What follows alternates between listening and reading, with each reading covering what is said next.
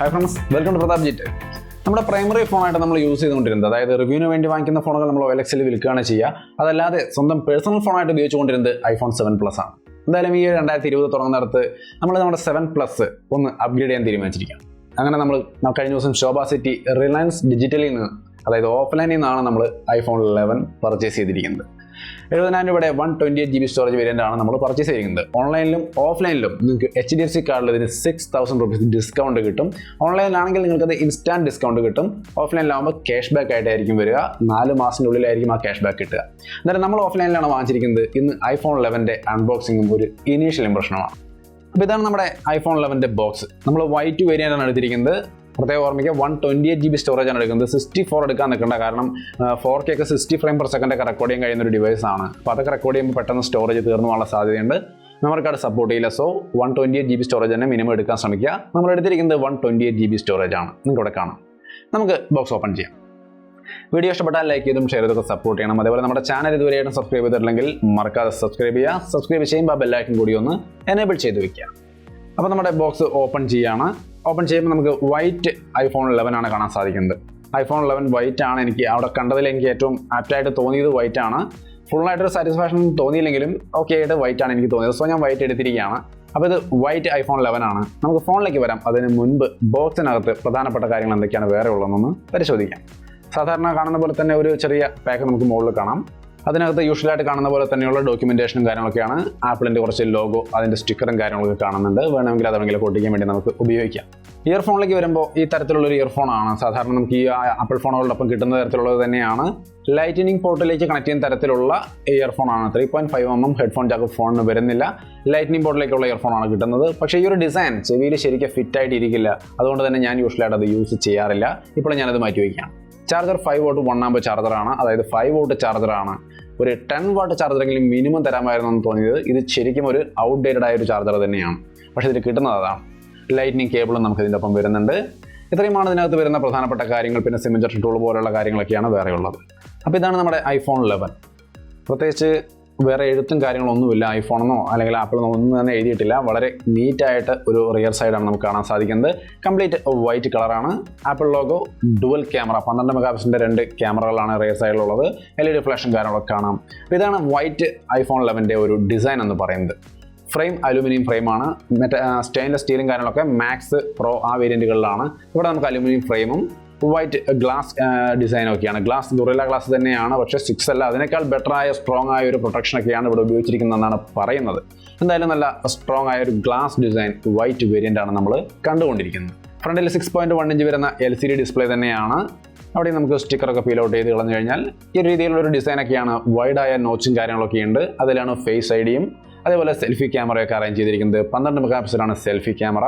അത് ഞാൻ phone on ചെയ്യുമ്പോൾ കൃത്യമായിട്ട് അതിൻ്റെ ഒരു ലുക്കും കാര്യങ്ങളൊക്കെ കാണിച്ചു തരാം. ഇനി നമുക്ക് ഇതിൻ്റെ ഒരു ഓവർവ്യൂ നോക്കിയാൽ ടോപ്പ് സൈഡിൽ പ്രത്യേകിച്ച് ഒന്നും തന്നെയില്ല, എംപ്റ്റി ആണ്. റൈറ്റ് സൈഡിലേക്ക് വന്നു കഴിഞ്ഞാൽ നമുക്ക് സ്ലീപ്പ് വേക്ക് ബട്ടൺ, അതേപോലെ സിരി, അതിനൊക്കെയുള്ളൊരു ബട്ടണാണ് നമുക്ക് ആദ്യം കാണുക. താഴെയായിട്ട് സിം ട്രേയും കാണാം. സിം ട്രേയിൽ നമുക്ക് സിംഗിൾ സിമ്മിനുള്ള ഓപ്ഷനേ ഉള്ളൂ. ഈ സിം എന്ന് പറയുന്ന ഒരു സംഭവം കൂടി ഇതിനകത്ത് സപ്പോർട്ട് ചെയ്യുന്നുണ്ട്. സോ അതും കൂടി യൂസ് ചെയ്യുകയാണെങ്കിൽ നിങ്ങൾക്ക് ഡുവൽ സിം ഈ ഒരു ഫോൺ സപ്പോർട്ട് ചെയ്യും. മെമ്മറി കാർഡൊന്നും ഐഫോണിൽ പൊതുവെ വരാറില്ല. ഇവിടെയും അതൊന്നും വരുന്നില്ല. ലെഫ്റ്റ് സൈഡിലേക്ക് വന്നു കഴിഞ്ഞാൽ വോളിയം റോക്കേഴ്സും കാണാം. അതേപോലെ സൈലൻറ്റ് ബട്ടണും കാണാം. ഈ വോളിയം റോക്കേഴ്സ് സൗണ്ടിന് മാത്രമല്ല കേട്ടോ. ഇത് പവർ ഓഫിനുള്ള ഒരു ഓപ്ഷൻ ഇതിനകത്ത് നോർമൽ സിംഗിൾ ബട്ടൺ, ആ സ്ലീപ്പ് വേക്ക് ബട്ടൺ കൊണ്ട് നമുക്ക് പവർ ഓഫ് ചെയ്യാൻ പറ്റില്ല ഈ ഡിവൈസ്. പകരം ആ ഒരു ബട്ടണും പ്ലസ് ഈ വോളിയം അപ്പ് അല്ലെങ്കിൽ ഡൗൺ, ആ ഒരു 2 ബട്ടൺ ഒരേ സമയം ഒന്ന് പ്രസ് ചെയ്ത് ഹോൾഡ് ചെയ്ത് പിടിച്ചാൽ ആ കോമ്പിനേഷനിലാണ് നമുക്ക് പവർ ഓഫ് ചെയ്യാനുള്ള ഓപ്ഷൻ വരിക. അപ്പോൾ ഈ ഒരു ബട്ടൺ, റൈറ്റ് സൈഡിലുള്ള സിംഗിൾ ബട്ടൺ നമുക്ക് സ്ലീപ്പ് വേക്ക് അല്ലെങ്കിൽ സിരി പോലുള്ള ആക്ഷന് വേണ്ടി മാത്രമേ യൂസ് ചെയ്യാൻ സാധിക്കുള്ളൂ. കോമ്പിനേഷനാണ് പവർ ഓഫ് ചെയ്യാൻ വേണ്ടിയിട്ട് യൂസ് ചെയ്യുക. താഴെ ലൈറ്റ്നിങ് പോർട്ടും സ്പീക്കർ ഗില്ലും കാണാം. ഡോൾബിയൊക്കെ സപ്പോർട്ട് ചെയ്യും. സ്റ്റീരിയോ സ്പീക്കറാണ്. ഡിവൈസ് പവർ ഓൺ ചെയ്യുന്നതിനിടയ്ക്ക് ഞാൻ ഇതിൻ്റെ പ്രധാനപ്പെട്ട സ്പെസിഫിക്കേഷൻ ഒന്ന് പറഞ്ഞുതരാം. iPhone 11 6.1 inch retina HD display ആണ്. LCD ഡിസ്പ്ലേ ആണ്. റെസൊല്യൂഷൻ 1792 828 പിക്സലാണ്. 326 pp ആണ് pixel density. A13 bionics chipset ആണ്. 6 കോർ 7nm ചിപ്സെറ്റ് ആണ്. 4GB RAM ആണ് ഇതിൽ വരുന്നതെന്നാണ് അറിയുന്നത്. 64GB storage, 128GB storage, 256GB storage എന്നീ വേരിയൻറ്റുകൾ വരുന്നുണ്ട്. 12 മെഗാപിക്സലാണ് മെയിൻ ക്യാമറ f1.8 ആപ്പച്ചറിൽ. 12 മെഗാപിക്സൽ f2.4 ആപ്പച്ചറിലും വരുന്നു. അത് വൈഡ് ആംഗിൾ ക്യാമറയാണ്. സെൽഫി ക്യാമറ 12 മെഗാപിക്സലാണ് f2.2 ആപ്പച്ചറിൽ. Single nano sim plus e sim, dual sim support ചെയ്യുന്നുണ്ട്. ബാറ്ററി 3110 mAh ആണ്. നോർമൽ 5 വോട്ട് ചാർജർ മാത്രമാണ് ബോക്സിൽ വരുന്നത്. പക്ഷേ 18 വാട്ട് ഫാസ്റ്റ് ചാർജർ സപ്പോർട്ട് ചെയ്യും, വയർലെസ് ചാർജിങ്ങും സപ്പോർട്ട് ചെയ്യും. iOS 13 ആണ് വരുന്നത്. സ്റ്റീരിയോ സ്പീക്കറും കാര്യങ്ങളൊക്കെ ഉണ്ട്, ഡോൾബി സൗണ്ട് ഉണ്ട്, IP68 വാട്ടർ റെസിസ്റ്റൻസ് സംവിധാനങ്ങളും ഈ ഫോണിൽ വരുന്നുണ്ട്. അപ്പോൾ ഇത്രയുമാണ് ഇതിൻ്റെ പ്രധാനപ്പെട്ട സ്പെസിഫിക്കേഷൻ. നമ്മുടെ ഫോൺ ഓൺ ആയിട്ടുണ്ട്. നമുക്ക് നോക്കാം എന്തൊക്കെയാണ് ഓൺ ആയി കഴിഞ്ഞിട്ടുള്ള അവസ്ഥ എന്നുള്ളത്. 6.1 ഇഞ്ച് വരുന്ന LCD ഡിസ്പ്ലേ ആണ് ഇതിനകത്തുള്ളത്. വൈഡായ ഒരു നോച്ചും കാര്യങ്ങളും, ഇത്തിരി വലിയ നോച്ചാണ് ഇതിനകത്തുള്ളത്. അതിലാണ് നമ്മുടെ ഫേസ് അൺലോക്കിനുള്ള സംവിധാനങ്ങളും അതേപോലെ സെൽഫി ക്യാമറ 12 മെഗാ പിക്സലൊക്കെ പ്ലേസ് ചെയ്തിരിക്കുന്നത്. ഇതിൻ്റെ ഫേസ് അൺലോക്കിൻ്റെ പെർഫോമൻസ് നോക്കിക്കഴിഞ്ഞാൽ ജസ്റ്റ് പവർ ഓൺ ചെയ്യുമ്പോൾ തന്നെ വളരെ ഫാസ്റ്റായിട്ട് അൺലോക്ക് ആവുന്നുണ്ട്. ഇപ്പോൾ ലാഗിനെസോ അല്ലെങ്കിൽ ലേറ്റൻസി ഒന്നുമില്ല, വളരെ ഫാസ്റ്റായിട്ട് നമുക്ക് ഫേസ് അൺലോക്ക് ഇതിനകത്ത് വർക്ക് ചെയ്യുന്നുണ്ട്. ഈവൻ ലോ ലൈറ്റിലാണെങ്കിലും നൈറ്റിലൊക്കെ ആണെങ്കിലും നമുക്കിത് കൃത്യമായിട്ട് വർക്ക് ചെയ്യും. എബൌട്ട് സെക്ഷനിലേക്ക് നോക്കിക്കഴിഞ്ഞാൽ നിങ്ങൾക്ക് iOS 13.3 ഏറ്റവും ലേറ്റസ്റ്റ് അപ്ഡേറ്റും കാര്യങ്ങളൊക്കെ ഞാൻ ചെയ്തിട്ടുണ്ട്. പിന്നെ ഞാനിത് iCloud നിന്ന് റീസ്റ്റോർ ചെയ്തിട്ടുണ്ട്. അതായത് എൻ്റെ ബാക്കപ്പ് ഞാൻ സെറ്റപ്പ് ചെയ്തപ്പോൾ തന്നെ റീസ്റ്റോർ കൊടുത്തു. അങ്ങനെ എൻ്റെ iPhone 7 Plusൻ്റെ ആ ഡാറ്റ മുഴുവൻ ഇതിനകത്തേക്ക് വന്നിട്ടുണ്ട്. അതുകൊണ്ട് തന്നെ സ്റ്റോറേജ് നിങ്ങൾ നോക്കിയാൽ നിങ്ങൾക്ക് 128 GB-യിൽ 113 GB ആണ് ഇപ്പോൾ അവൈലബിൾ. എൻ്റെ ആ റീസ്റ്റോറിന് ശേഷമാണ് നിങ്ങൾ ഈ കാണുന്നത്.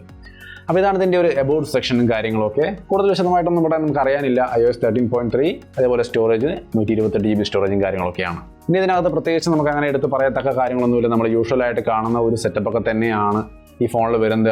iPhone 10R നമ്മൾ കണ്ടിട്ടുള്ള ആ ഒരു ഡിസൈനും കാര്യങ്ങളൊക്കെ തന്നെ. മുകളിൽ നിന്ന് താഴേക്കൊന്ന് സ്വൈപ്പ് ചെയ്ത് കഴിഞ്ഞാൽ ഈ കൺട്രോൾ സെൻറ്ററും കാര്യങ്ങളും വരും. അതിനകത്ത് സ്ക്രീൻ റെക്കോർഡിംഗ് അടക്കമുള്ള എല്ലാ സംവിധാനങ്ങളും ഉണ്ട്.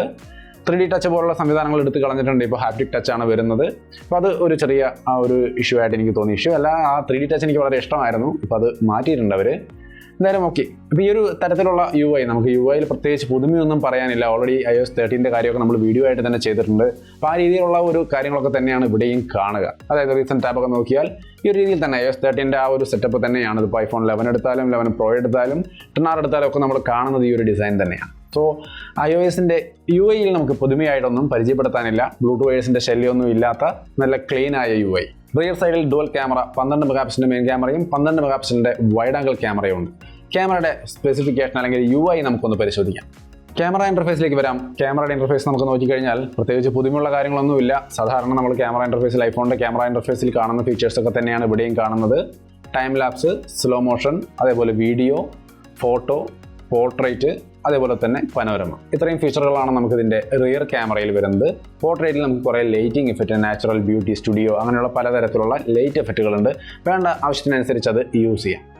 ഫോട്ടോ മോഡിലേക്ക് വന്നു കഴിഞ്ഞാൽ നമുക്ക് സൂമിങ് ജസ്റ്റ് ഒരു സിംഗിൾ ടാപ്പ് ആ സൂമിംഗ് ബട്ടൺ ചെയ്ത് കഴിഞ്ഞാൽ വൈഡ് ആംഗിളിലേക്ക് മാറും. 0.5 എന്നുള്ളത് വൈഡ് ആംഗിളിൻ്റെ ഒരു റേഷ്യോ ആണ്. അപ്പോൾ വൈഡ് ആംഗിൾ ഫോട്ടോസ് എടുക്കണം എന്നുള്ളപ്പോൾ നിങ്ങൾ ആ ഒരു സൂം ബട്ടണിൽ ജസ്റ്റ് ഒരു സിംഗിൾ ടാപ്പ് ചെയ്താൽ മതി.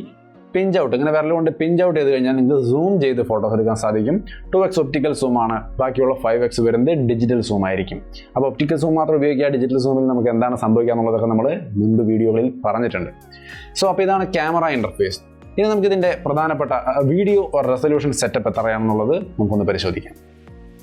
ഏറ്റവും ടോപ്പ് റൈറ്റ് സൈഡിൽ കാണുന്നതാണ് ലൈവ് ഫോട്ടോയുടെ ഓപ്ഷൻ. അത് എനേബിൾ ചെയ്താൽ ലൈവ് ഫോട്ടോസ് എടുക്കാൻ വേണ്ടിയിട്ട് സാധിക്കും. ക്യാമറയുടെ സെറ്റിംഗ്സിലേക്ക് വന്നു കഴിഞ്ഞാൽ നിങ്ങൾക്കിവിടെ കാണുന്ന പോലെ തന്നെ റെക്കോർഡിംഗ് വീഡിയോയുടെ ഒരു റെസൊല്യൂഷനാണ് ഇവിടെ കാണുന്നത്. 720 30 frame per second, full HD 30 frame per second, അതുപോലെ full HD 60 frame per second, 4K 24 frame per second, 30 frame per second, 60 frame per second. ഇങ്ങനെ 3 ഓപ്ഷനിലും 4K നമുക്ക് കിട്ടുന്നുണ്ട്. സോ വീഡിയോ റെസൊല്യൂഷൻ്റെ കാര്യം നോക്കിക്കഴിഞ്ഞാൽ എല്ലാ തരത്തിലുള്ള 4Kയിലടക്കം 60 ഫ്രെയിം പെർ സെക്കൻഡ് നമുക്ക് എടുക്കാം. അതേപോലെ സ്ലോ മോഷനിലേക്ക് നോക്കിയാൽ ഫുൾ HDയിൽ 20 ഫ്രെയിം പെർ സെക്കൻഡ് കിട്ടുന്നുണ്ട്. HDയിൽ 240 ഫ്രെയിം പെർ സെക്കൻഡും ഫുൾ HDയിൽ 240 ഫ്രെയിം പെർ സെക്കൻഡും നമുക്ക് കിട്ടുന്നുണ്ട്. ഫുൾ HDയിൽ തന്നെ നമുക്ക് 240 frame per second slow motion ഈ ഒരു ഫോണിൽ അവൈലബിൾ ആണ്. അപ്പോൾ വീഡിയോ റെസൊല്യൂഷനും സ്ലോ മോഷനും ഒക്കെ അതിൻ്റെ മാക്സിമം പവറിൽ തന്നെ ഈ ഒരു ഫോണിൽ കാണാൻ സാധിക്കുന്നുണ്ട്. ക്വാളിറ്റി വരും ദിവസങ്ങളിൽ ഞാൻ കാണിച്ചു തരാം. സെൽഫി ക്യാമറയിലേക്ക് വന്നു കഴിഞ്ഞാൽ ഇവിടെ കാണാം time lapse, slow motion, video, photo, panorama നമുക്ക് അവൈലബിൾ അല്ല. പോർട്രേറ്റ് വരെയാണ് നമുക്ക്. പനോരമ ക്ലിക്ക് ചെയ്താൽ നമ്മൾ റിയർ ക്യാമറയിലേക്ക് പോകും. അപ്പോൾ ഇത്രയുമാണ് നമുക്ക് ഇതിനകത്ത് വരിക. സെൽഫിയിലും പോർട്രേറ്റിലും നമുക്ക് ഈ പറഞ്ഞാൽ ലൈറ്റ് എഫക്റ്റുകളും കാര്യങ്ങളൊക്കെ വരുന്നുണ്ട്.